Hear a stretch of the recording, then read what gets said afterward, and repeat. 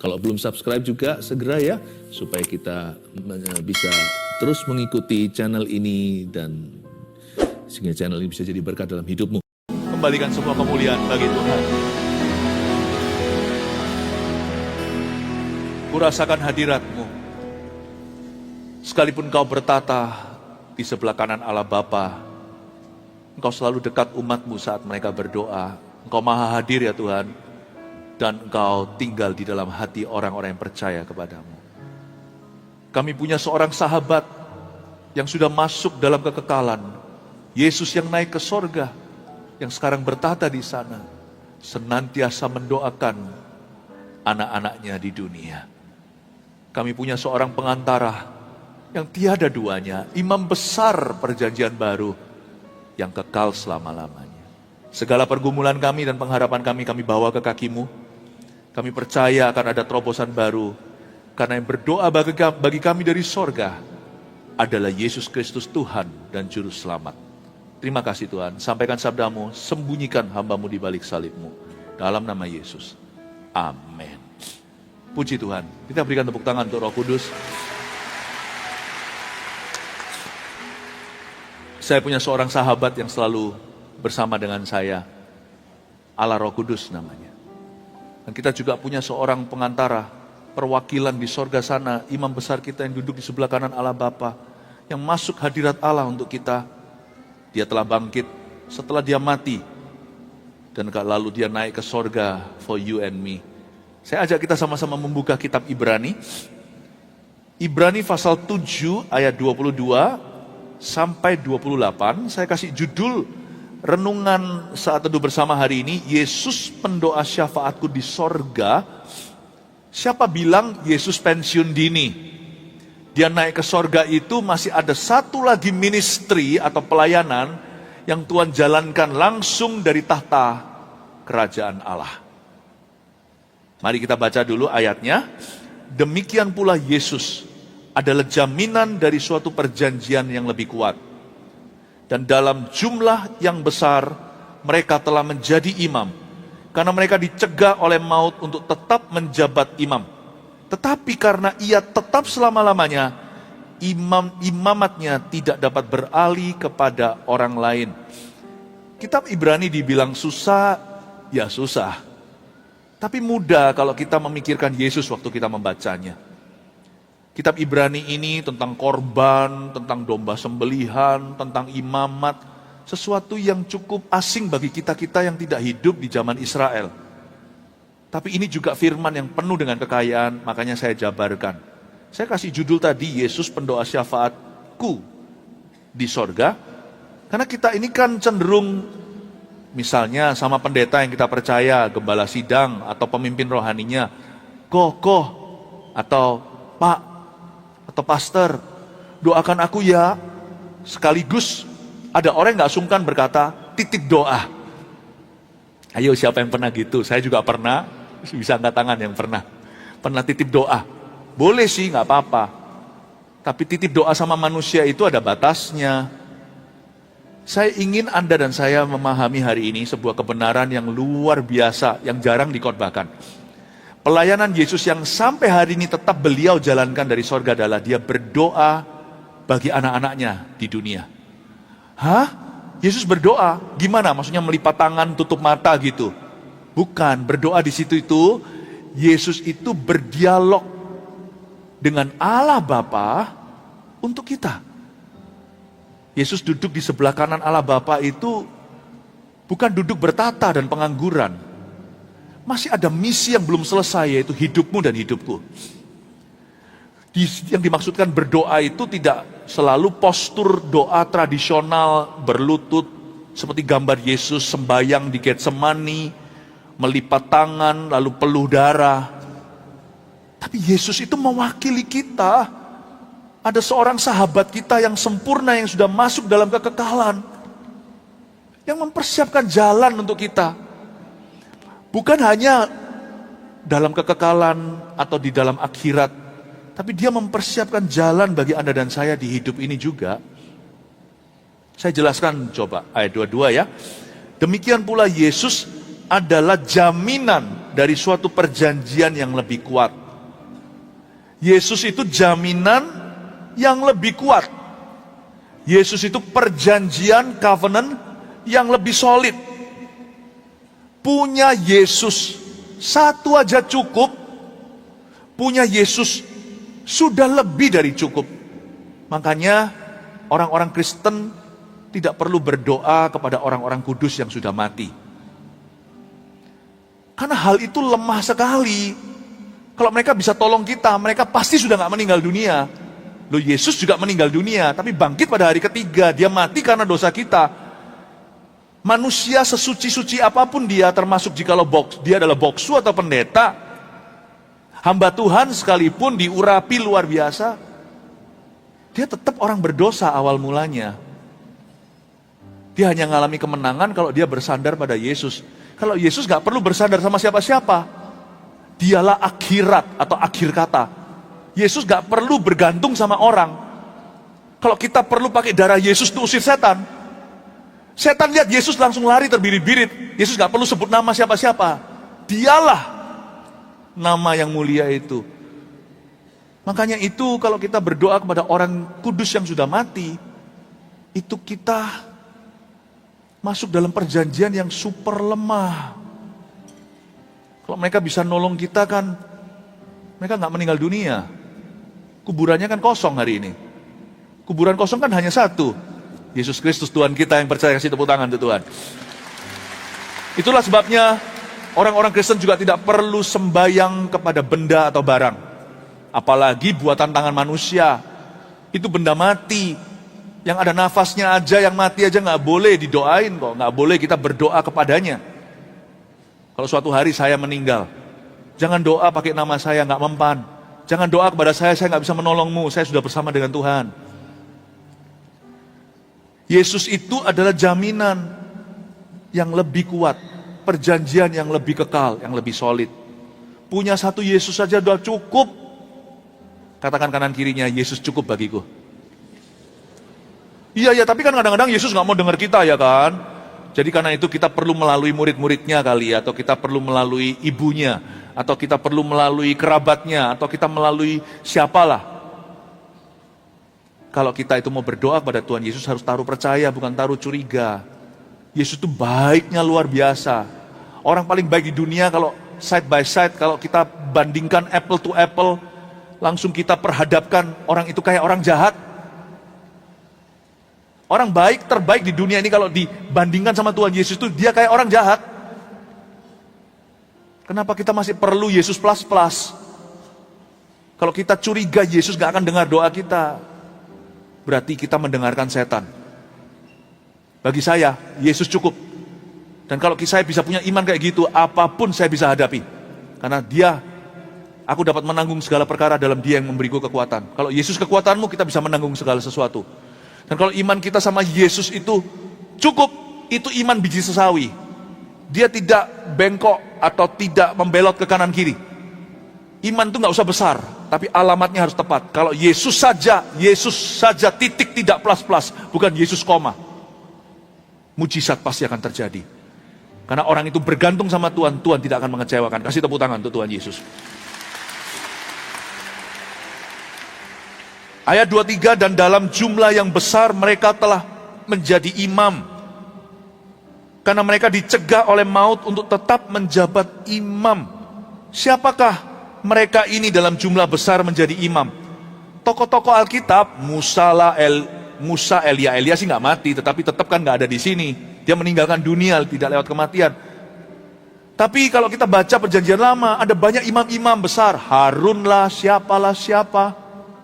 Di perjanjian baru, para hamba Tuhan, pendeta, dalam jumlah yang besar mereka telah menjadi imam. Human priest, imamat manusia, silih berganti. Pendeta mati tidak bisa menolong kita lagi, pendoa sama saja.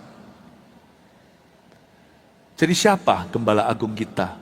Gembala sidang pun, kalau sudah tiada lagi, misalkan kalau sudah meninggal dunia, digantikan. Hanya satu yang tidak bisa digantikan. Namanya Yesus Tuhan. Dia tidak tergantikan. Imamat manusia itu dalam jumlah besar bergantian. Karena mereka dicegah oleh maut, paling tidak itu jelas. Kita semua akan mati, tapi Yesus tidak akan mati lagi. Kita akan dicegah oleh maut untuk tetap menjabat imam. Ayat 24, tetapi karena ia, yaitu Yesus tetap selama-lamanya, imamatnya tidak dapat beralih kepada orang lain. Salah satu julukan Yesus bukan hanya juru selamat. Dia bukan hanya Mesias, dia juga imam besar kita. Zaman dulu, zaman Israel, imam besar itu masuk ke hadirat Allah mewakili umat Allah setahun sekali saja membawa korban persembahan. Itu pun korban hewan.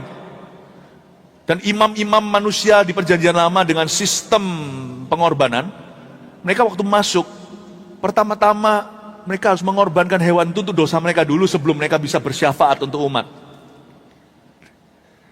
Itu pun cuma setahun sekali loh. Cuma setahun sekali saja. Imamat mereka bisa beralih kepada orang lain. Tapi hanya Tuhan. Tuhan Yesuslah imam besar kita. Tuhan Yesus tidak masuk membawa kurban hewan. Dia bawa darahnya sendiri untuk membasuh kita. Luar biasa pewahyuan ini. Imam itu apa sih? Imam itu wakil kita. Imam itu perantara. Imam itu pendoa syafaat. Saya dorong kalau di sini menyimpang sedikit ya. Kalau di sini ada pasangan-pasangan yang pacaran, belum menikah nih. Anak-anak Tuhan yang sudah mulai menjalin tali kasih. Yang cowok terutama, yang laki-laki harus menjadi imam bagi yang perempuan. Jangan hanya memacari. Yang laki harus bisa menuntun hubungan ini ke dalam kebenaran. Harus bisa membimbing hubungan ini di dalam Tuhan. Nanti kalau sudah menikah juga sama. Sebab seorang ayah atau seorang suami adalah imam di dalam keluarga. Coba lihat ya, anak-anak yang rusak itu biasanya 1 dari 2. Dan terutama karena ayah yang tidak berfungsi. Sekarang bisa nangkep ya, imam itu apa? Imam itu ketua kelasnya, pemimpin rohani. Imam itu wakil seluruh keluarga, siapa yang dia wakili. Nah, imam besar kita itu Yesus. Harun sudah mati, dikubur di gunung tertentu. Tapi Yesus itu imam besar. Sekarang kita bisa mengerti ya, Yesus itu imam. Lalu imam itu apa tugasnya? Mari kita baca ayat 25. Karena itu ia sanggup juga menyelamatkan dengan sempurna semua orang yang oleh dia datang kepada Allah. Itu dia. Kalau imam bawa hewan korban, zaman perjanjian lama, perjanjian baru, pendoa syafaatmu dan pendoa syafaatku, waktu masuk hadirat Allah 10 menit pertama, dia harus ngaku dosa dulu, dosa pribadinya sebelum bisa doa, belum bisa doakan kita. Dan itu pun gak bisa 24 jam loh, sembahyang untuk Anda dan saya. Gak bisa, dia ada kesibukan pula. Dia gak bisa available, waktunya tidur ya tidur.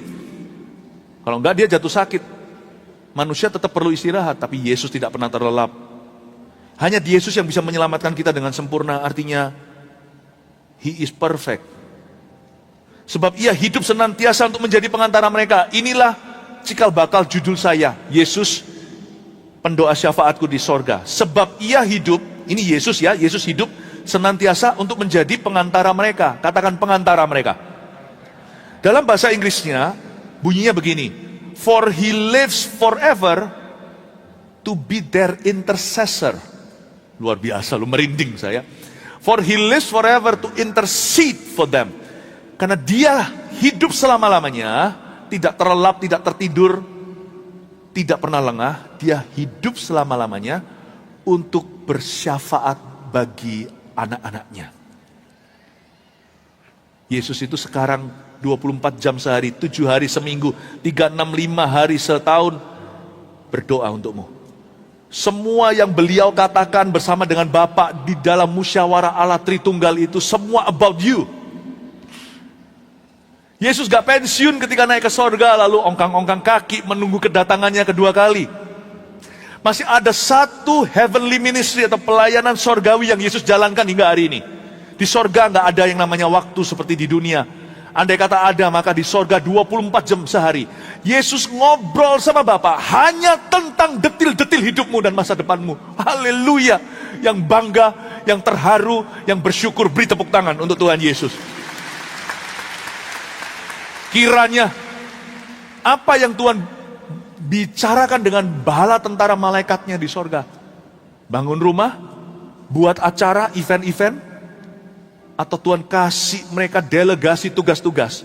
Anakku yang di belahan bumi itu, dia sekarang alami pergumulan ini. Aku mau kamu jaga rumah tangganya karena peperangan rohani terjadi. Anakku yang satu lagi itu tersesat. Kamu kirimkan Petrus di jalan yang lurus itu untuk ketemu dengan Cornelius. Kamu pergi ke situ, arahkan kakinya gimana caranya untuk dia ke gereja, untuk ketemu.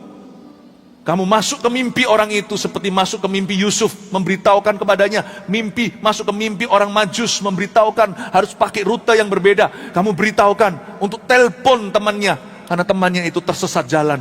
Wow, it's always about you. Makanya orang Kristen gak boleh lonely. Itu dosa. Karena lonely itu deception atau tipu daya, tipu muslihat iblis. Immanuel Allah beserta.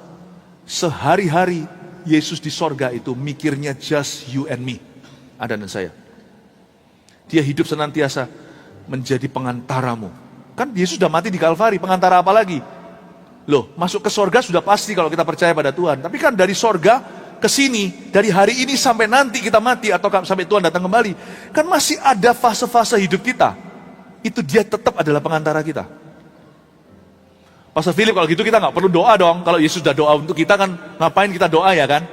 Nah, nanti tunggu di akhir firman ini, nanti saya akan bahas bedanya doa Yesus di sorga dan doa kita di bumi. Bedanya di mana? Coba katakan kanan kirinya, sabar dulu bro.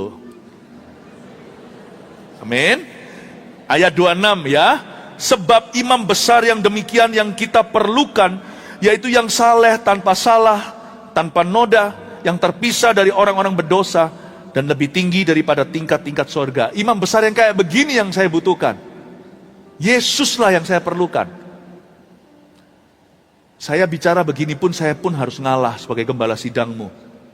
Bahwa saya bukan apa-apa, gak ada apa-apanya Tuhan di dalam kehidupanmu. Makanya setiap pemimpin rohani dengarkan, bahwa kita tidak mungkin jadi Tuhan dalam kehidupan orang-orang yang kita pimpin. Jangan coba-coba jadi itu.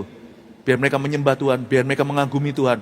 Orang boleh mengagumi buah-buah roh Anda, bahkan buah-buah pelayananmu. Tapi ingatlah, kembalikan semua kemuliaan bagi Tuhan. Mereka milik Tuhan, kita hanyalah hamba, kita tuh melayani dengan sukacita. Ayat 27, yang tidak seperti imam-imam besar lain, yang setiap hari harus mempersembahkan korban untuk dosanya sendiri, dan sesudah itu barulah untuk dosa umatnya. Sebab hal itu telah dilakukannya satu kali untuk selama-lamanya, ketika ia mempersembahkan dirinya sendiri sebagai korban. Coba lihat saya. Imam manusia, imam besar Israel pun, termasuk hamba-hamba Tuhan hari ini. Kalau kita masuk hadirat Allah itu 15 menit pertama itu mesti harus doakan diri sendiri. Yesus gak perlu masuk ke tahta Bapaknya, langsung mulus, langsung talk about you dan didengarkan. Kalau saya, tiap hari harus sangkal diri dulu, sangkal diri lagi, bukankah tiap hari? Pikul salib lagi. 10-15 menit, dari 1 jam saya berdoa misalnya. Saya harus doa untuk diri sendiri dulu. Kalau ada dosa yang harus saya akui, paling tidak kan hati hambar harus dibasahi dulu. Wah, kalau Yesus gak perlu. Saya masuk harus membawa korbannya Yesus. Harus membawa darah Yesus untuk saya dan untuk Anda. Yesus masuk, bawa darahnya sendiri, istilahnya. Bapak, aku sudah menebus si Andi. Bapak, aku sudah menebus si Anton. Bapak, ini darahku, aku bawa untuk Angel. Aku bawa untuk Lily. Yesus gak perlu antri. Makanya itu kalau kita mau hidup berkemenangan tuh gak bisa jauh dari Yesus. Kemenangan tuh gak jatuh jauh dari pohonnya. Pohonnya itu Yesus. Akulah pokok, kamulah carangnya. Kamu gak berbuah kalau kamu tidak melekat padaku. Karena Yesus tuh mulus. Jalannya tuh terus. Makanya saya gak mau jauh sama Yesus. Kalau saya mau jauh sama Yesus, deket sama Yesus saja masih banyak yang perlu didoakan kok. Dekat sama Tuhan aja banyak bahan doanya. Kalau jauh sama Tuhan, gak selesai saya doakan, gak deket-deket pula. Terlalu banyak bolong dan lubangnya. Doa saya lama, tapi tergolong sebentar dengan semua kebutuhan saya yang terjawab dengan sendirinya karena saya dekat dengan Tuhan. Lamanya doa saya, tiap hari ya, puasa pun, itu hanya 10%, 90% sudah terjawab kebutuhanku dengan dekat pada pokok anggurnya. Makanya jangan titip doa. Kalau dirimu sendiri tidak mau ke gereja dan berkata, titip doa ya, doakan aku hamba Tuhan, suruh datang doakan perusahaannya, kantornya, ya bolehlah. Tapi apa yang Tuhan isi hanya 10% saja dari seluruh kebutuhanmu, belum lagi kemenanganmu, belum lagi kemuliaannya dalam hidupmu. Saya harap Anda mengerti, bahwa Yesus kalau datang masuk ke hadirat Bapa itu membawa darahnya sendiri. Kalau kita, dan manusia itu diliputi kelemahan. Coba lihat ayat 28. Sebab hukum Taurat menetapkan orang-orang yang diliputi kelemahan menjadi imam besar. Tetapi sumpah yang diucapkan kemudian daripada hukum Taurat menetapkan anak yang telah menjadi sempurna sampai selama-lamanya. Beberapa poin terakhir saya. Hukum Taurat menetapkan manusia yang diliputi kelemahan menjadi imam besar. Pendoa syafaat kita di sorga itu bisa konsentrasi penuh. Sedangkan pendoa syafaatmu di bumi, kena sakit gigi aja sudah sulit untuk fokus lagi. Misalnya kalau lagi sakit gigi, siapa pernah sakit gigi angkat tangan? Saya juga pernah, aduh sakitnya gak bisa mikir ya. Gak bisa mikir. Waduh itu sudah cenut-cenut, pusing sekali, udah pusing, mana bisa konsentrasi, udah nggak ingat lagi teman-temannya yang butuh didoakan, ya ingat sih, tapi sementara waktu lagi kesakitan sekali, disisihkan sebentar. Hanya satu yang waktu di atas kayu salib berkata, Bapa ampuni mereka, mereka tidak tahu apa yang mereka lakukan, sakitnya setengah mati, masih mikirkan orang berdosa. Dan sekarang dia tidak disalibkan, dia sudah dibangkitkan dalam kemuliaan. Wow, makanya itu anak Tuhan yang Yesus plus, Yesus plus horoskop, Yesus plus ramalan, Yesus plus tanggal yang baik, Yesus plus arah angin mana yang beruntung, mendatangkan keberuntungan, menghina kemuliaan Tuhan. Tuhan itu cukup loh. Yesus itu terlalu bagus untukmu dan terlalu bagus untukku. Kembaliannya aja cukup membawa kita ke sorga. Yesus itu lebih-lebih dalam hidup kita. Kok masih kurang-kurangnya perlu ditambahkan dengan sesuatu supaya kita percaya. Manusia itu diliputi kelemahan, apalagi benda atau barang. Dari materi bahan yang sama dibikin untuk kayu bakar, untuk menghangatkan tubuh. Satu lagi dibikin untuk mewakili, untuk menjadi wujud Tuhan. Saya tidak mau punya iman begitu.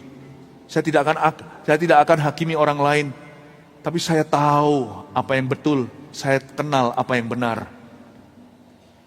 Orang-orang yang diliputi kelemahan, itulah yang menjadi imam besar. Tetapi Alkitab mengatakan sumpah yang diucapkan kemudian daripada hukum Taurat menetapkan anak yang telah menjadi sempurna sampai selama-lamanya. Ada kata anak, Yesus adalah anak Allah.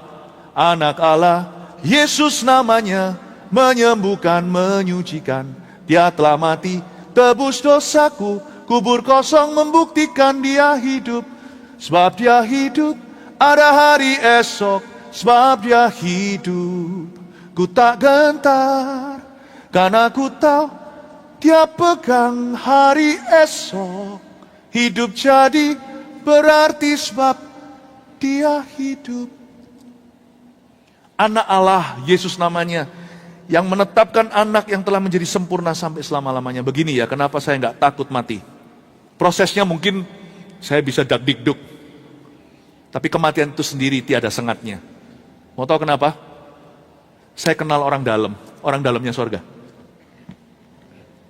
Anak Allah. Kalau karyawan saja, masih belum yakin. Karyawan kan, kalau anak, bapak nggak mungkin tolak. Kalau anaknya raja, sang pangeran, apalagi tunggal, kalau anaknya pak bos besar, anaknya malah justru ahli warisnya, putra mahkota, itu BFF saya, best friend saya, mana takut mati sih? Nggak mungkin. Kalau anaknya raja, tinggal di dalam saya nggak takut saya akan ditolak dan ditutup di depan pintu gerbang sorga, enyahlah. Karena saya kenal yang punya sorga. Lebih tepatnya, melalui anaknya. Menetapkan anak yang telah menjadi sempurna sampai selama-lamanya. Bayangkan, karena kita punya pendoa syafaat yang tiada lain, pembela pengacara kita itu orang dalam, pengacara kita itu adalah anak Allah sendiri, pendoa syafaat kita, dan untuk memastikan sebagai garansi, dia taruh rohnya sendiri, rohnya itu ditaruh dalam diri kita, sebagai jaminan, sebagai meterai keselamatan. Sebab dia hidup, ada hari esok. Hidup jadi berarti sebab dia hidup. Aku tidak akan takut. I will fear no more. Sekarang saya tunjukkan melalui 3 poin sisanya.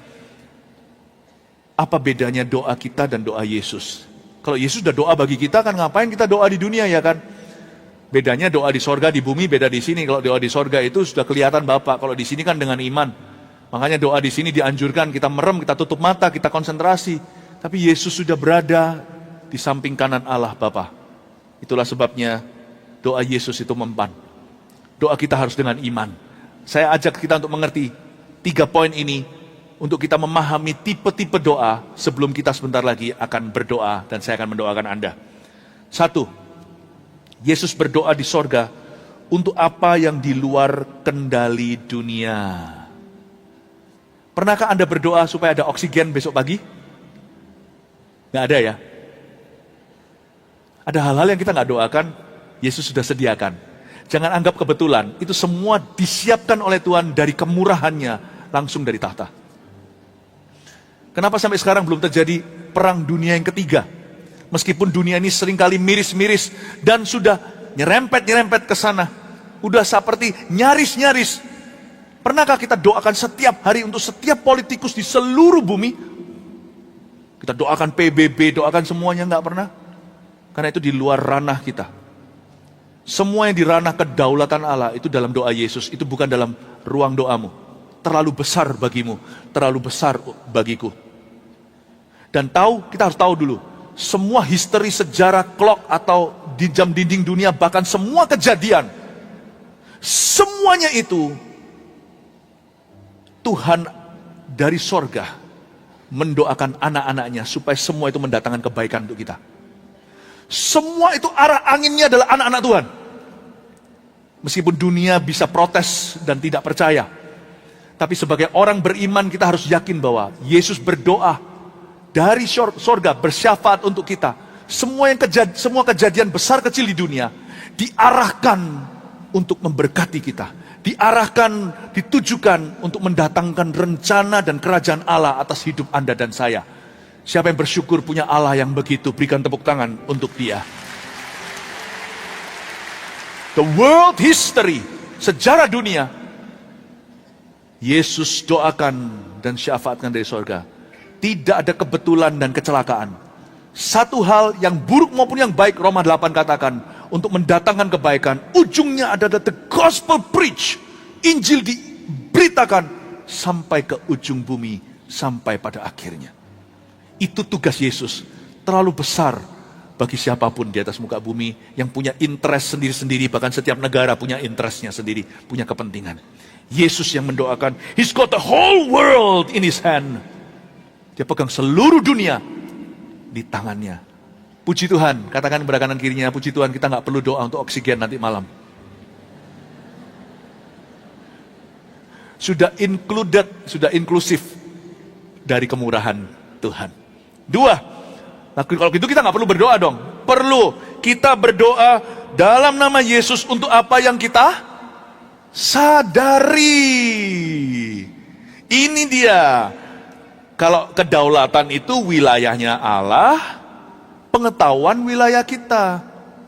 Kita harus bekerja sama. Makanya menurut saya doa kita itu at best paling top-topnya maksimal kita itu doa panca indera. Apa yang kita raba, rasa, cium, lihat, dengarkan, kita mesti doakan. Itu pun gak bisa semua kita doakan loh. Tapi kita doakan apa yang kita sadari. Kita harus dituntun oleh Roh Kudus dalam akal budi. Karena itu tanggung jawab kita. Doa itu penting loh. Meskipun saya banyak berbahasa lidah, karena saya minta dituntun oleh Roh Kudus, tapi saya juga doa dengan akal budi saya. Karena waktu saya berdoa ada bocoran halus.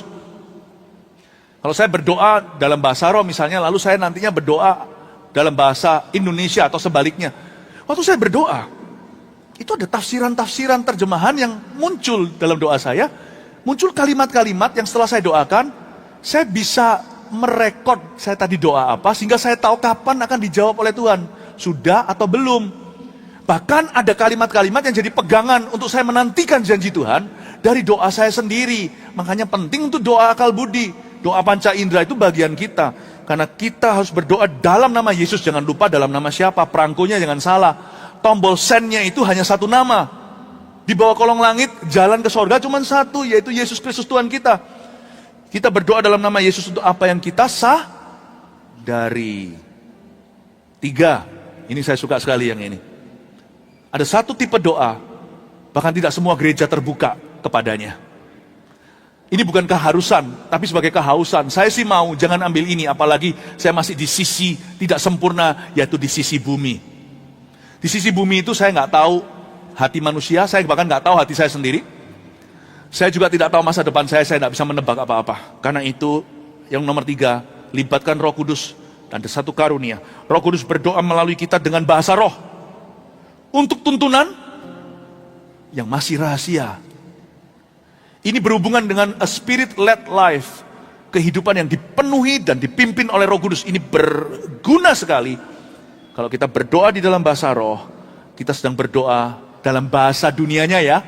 Dalam indera ke-6 kita. Bukan panca indera. Dalam indera ke-6 kita. Sesuatu yang sifatnya ada lampu di dalam diri kita. Sesuatu yang tidak semerta-merta tertulis. Tapi tuntunan Allah spesifik.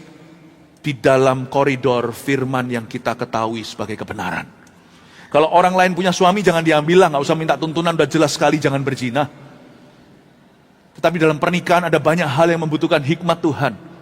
Di situ Roh Kudus. Karena itu saya banyak berdoa dalam bahasa roh. Untuk tuntunan yang hari ini masih rahasia, besok mungkin dijawab Tuhan, atau besok lusa, saya gak lagi berbahasa roh dengan konten yang sama. Tuhan yang maha tahu, Tuhan tahu apa yang saya sedang dengungkan. Hari ini saya berbahasa roh, saya dituntun keesokan hari. Esok hari bahasa roh saya mengucapkan hal-hal rahasia yang baru untuk besok lusa. Saya bersyukur pada Tuhan untuk bahasa lidah. Gereja kita percaya karunia glosolalia Pentakosta. Karena itu kita melihat mujizat demi mujizat terjadi. Kebetulan-kebetulan terjadi. Kemenangan-kemenangan terjadi. 3 poin ini munculkan semuanya. Yesus pendoa syafaatku di sorga. 1, Yesus berdoa di sorga untuk apa yang di luar kendali dunia. 2, kita berdoa dalam nama Yesus untuk apa yang kita sadari. 3, Roh Kudus berdoa melalui kita dengan bahasa roh untuk tuntunan yang masih rahasia. Puji Tuhan. Haleluya. Anda akan doakan dulu doa berkat. Lalu nanti pada waktu orang-orang mulai maju, saya akan bye-bye dan kita akan putus online-nya. Yang onsite kita akan doakan dan tumpang tangan untuk kebutuhan-kebutuhan tertentu. Mari kita mengangkat tangan terlebih dahulu. Terimalah berkat dari Allah Bapa, Putra, Roh Kudus, yaitu di dalam nama Tuhan Yesus Kristus. Amin. And there I find you in the mystery.